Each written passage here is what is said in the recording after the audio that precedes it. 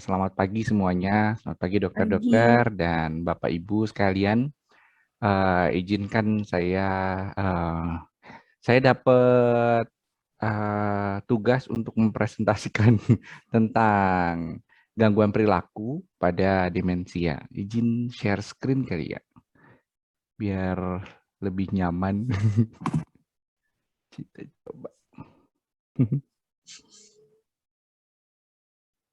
Iya, pada sebenarnya ini berhubungan dengan demensia jatuhnya. Tapi perubahan perilaku pada lansia secara umum sih bisa terjadi banyak hal dan biasanya disebabkan karena perubahan-perubahan dari baik fisik, lingkungan maupun dari cara untuk berpikir atau secara psikologis.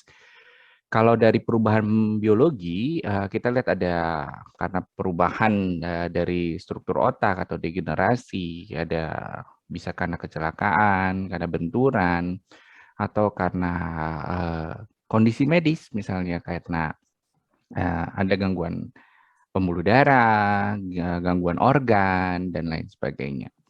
Kalau perubahan psikologis ya itu karena tahapan perkembangan dari cara untuk menyelesaikan masalah, cara untuk menghadapi masalah, dan bagaimana memodifikasi diri untuk nyaman terhadap lingkungan. Jadi seperti itu.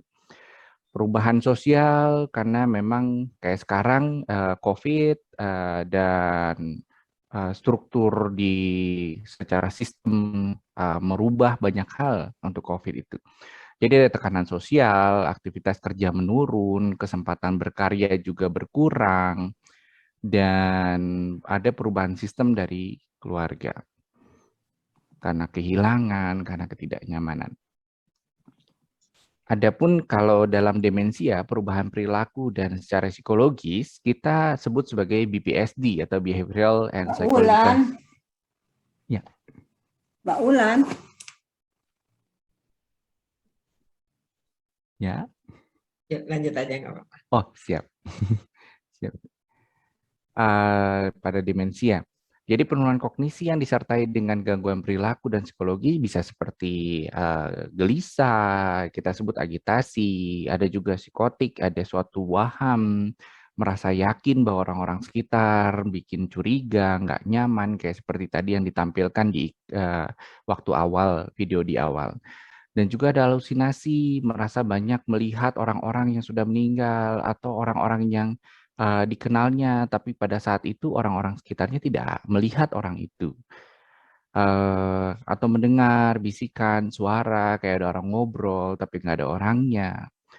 Agresif bisa terjadi, jadi impulsif, marah-marah, kesel, nggak nyaman, karena sesuatu hal yang mungkin memang sulit untuk disampaikan. Ada penarikan diri secara sosial, jadi menghindari orang-orang sekitar, entah karena ketidaknyamanan, entah karena memang tidak tahu atau lupa, dan hal seperti itu menyebabkan akhirnya terjadi penarikan diri. Ada suatu kecemasan, takut ini, takut itu, takut COVID, takut sakit, takut meninggal, takut orang-orang menghindari, takut kehilangan. Dan yang biasa yang sering terjadi juga depresi. Ada suatu kesedihan yang hampir sepanjang hari, hampir setiap hari selama lebih dari 1 minggu terjadi ketidaknyamanan, hilang minat, nggak ingin ngapa-ngapain dan kerasa capek banget. Asa setiap hari itu energinya habis terus kayak gitu. Untuk BPSD sendiri di psikiatri kita banyak mikirkan adanya suatu klaster dalam BPSD. Ada apatis, ada agresif, ada agitasi, ada psikosis, ada manik, dan juga ada depresi. Jadi semua ini bisa terjadi. Gejalanya hampir seperti yang tadi saya ucapkan. Dan kenapa sih terjadi BPSD? Dan itu banyak hal sih. Memang kita lihat dibagi jadi 4 cluster atau 4 kuadran. Di mana karena kondisi medis, contoh karena memang ada infeksi, ada dehidrasi yang paling sering pada lansia, mungkin lupa minum atau takut kebanyakan minum nanti kenapa-napa karena ada gangguan lainnya. ada nyeri kayak di punggung, ada nyeri susah untuk pas apalagi kalau lansianya sering tidur atau sering duduk dan itu nggak nyaman untuk tidur juga pada akhirnya.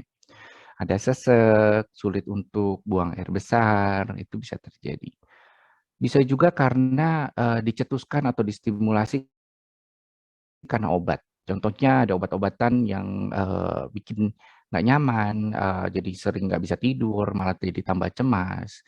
Atau mungkin obat-obatan itu juga banyak jumlahnya dan kadang lupa dan akhirnya nggak keminum dan pada akhirnya kondisi medisnya juga jadi nggak nyaman, kualitas hidupnya juga berubah. Kalau secara psikologis ada juga jadi ngerasa kesepian, frustasi, nggak nyaman, eee, dan juga ngerasa, eee, orang-orang di sekitar tuh jadi sulit untuk berkomunikasi dengan mereka eee, dan beberapa orang baru yang bikin mungkin nggak nyaman. Jadi adaptasinya berkurang. Dan juga secara lingkungan, di mana nggak nyaman kalau misalnya bersama, terlalu lama, karena mungkin pegel juga ya badan, juga, rutinitasnya juga terganggu karena beberapa hal jadi nggak seperti biasa dilakukan. Dan juga karena lingkungan, terlalu banyak cahaya dan juga, atau mata menjadi lebih nggak nyaman ngelihat, mungkin ada katarak, pendengaran juga mulai berkurang. Sensasi-sensasi juga mulai, ada baal-baal, ada juga kesemutan, dan itu juga ada berdenging telinganya, atau terlalu bising, itu juga bisa terjadi. Saya rasa sih itu, bagaimana cara menolong BPSD sih, ada banyak cara, kalau misalnya kita modifikasi lingkungan, modifikasi, se perilaku juga, kita bisa lewat pendekatan tidak pakai obat, kita bisa, mengenali, membuat, para lansia itu mengenali lewat musik, lewat, bau, aromaterapi, mungkin multisensori, ada toolbox, ada pet terapi, itu bisa dilakukan. Kontak sosial, stimulasi dihadirkan, kayak semacam bikin Zoom bareng, nanti ketemuan bareng di sana, seperti keadaan seperti ini, webinar, bisa kenalan, say hi, dan lain sebagainya. Teknik pelatihan, komunikasi, nanti ada intervensi kita berbasis aktivitas dengan kita berikan, kegiatan bareng, mungkin kalau selama pandemi juga kita bisa lakukan secara website atau online juga bisa terjadi. Intervensi lingkungan nanti ada beberapa cara dan program perawatan individual yang berpusat pada pasien. Komunikasi kalau kita lihat yang paling sering itu nonverbal. Jadi secara gestur, postur kita juga bisa untuk memberikan arahan atau biar lebih sopan, bagaimana caranya biar lebih nyaman. Kita harus juga mengerti.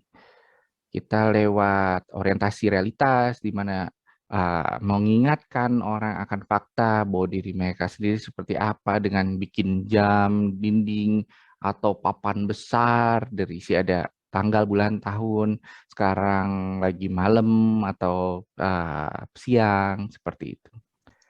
Mulai dengan melibatkan dalam kegiatan, diskusi, dan memberikan tugas-tugas kecil-kecil tapi memang rada sering dan dinikmati, biar lebih nyaman. Memvalidasi beberapa hal, mengeksplorasi, lebih nyaman. Menstimulasi dengan cara-cara tertentu, membuat lingkungan sebisa mungkin bagi, nyaman dengan merekam suara, merekam diri sendiri. Dengan boneka juga bisa, dengan begitu jadi lebih mengenali, tidak merasa sendiri, atau dengan, binatang, dan memberikan stimulasi lebih nyaman. Atau stimulasi-stimulasi kegiatan, baik sensori maupun kegiatan menjahit, atau ini ada beberapa bantal yang memang bisa untuk, kita kayak mainan anak-anak, tapi memang itu jadi lebih nyaman buat ke tangan. Atau kalau misalnya lagi, sering belanja online kan ada tuh bubble-nya dibersihin dulu nanti buat mainan cetak tek cetak tek tek biar lebih nyaman untuk stimulasi. Terapi musik juga ada. Ada banyak modifikasi lingkungan secara umum kita menstimulasi lewat cahaya, lewat warna. Misalnya kalau lagi makan gitu, mangkok, piring dan lain sebagainya berwarna-warni dan contoh yang lainnya kayak misalnya di kamar mandi, untuk laci, untuk di dapur biar lebih nyaman dan juga penglihatannya juga jadi lebih enak kalau warna-warni dibandingkan putih semua atau satu warna. Saya rasa sih itu yang bisa saya sampaikan, mungkin nanti dilengkapi oleh Dokter Novelin.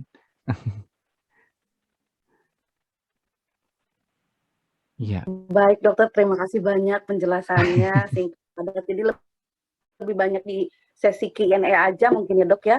Oh iya, sip, sip, sip. Sebelumnya terima kasih dokter sudah membagi ilmunya tentang gangguan perilaku tadi ya, karena memang berkaitan dok dengan demensia.